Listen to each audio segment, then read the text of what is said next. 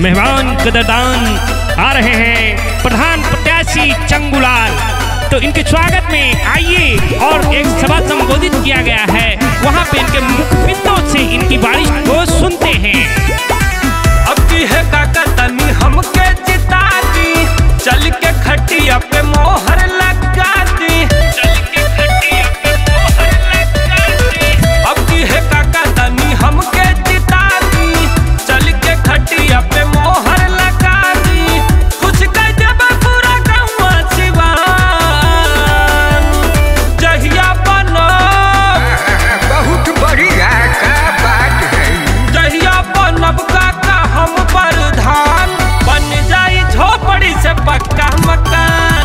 जहिया बनी सरवाई प्रधान, वही दिन से हो जाई हो बेईमान। चंगू टम्पू हाई है, चंगू अपना भाई है, चंगू टम्पू हाई है। चंगू अपना भाई है। बन जाई झोपड़ी से पक्का मकान। गौवा के नक्शा बदल दे भाई, ध्यान से सुनो हमर भौजाई। पट्टी में खेत रही, बोरिंग भी सेट रही, नलका से पानी भौजी धीरे धीरे देते रही। पट्टी में खेत रही, बोरिंग भी सेट रही, नलका से पानी भौजी धीरे धीरे देते रही।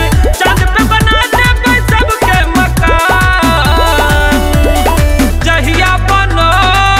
अब बहुत होगा चंगूलाल तो, अब चला जा मेरे द्वारा पर से, मेरे रो बगलिया में बैठ के का चपर चपर करत हो। जहिया बनब काका हम प्रधान, बन जाई झोपड़ी से पक्का मकान। जहिया बनी सरवाई प्रधान, वही दिन से हो जाई हो बेईमान। चंगू टम्पू हाई है, चंगू अपना भाई है, चंगू टम्पू हाई है। चंगू अपना भाई है।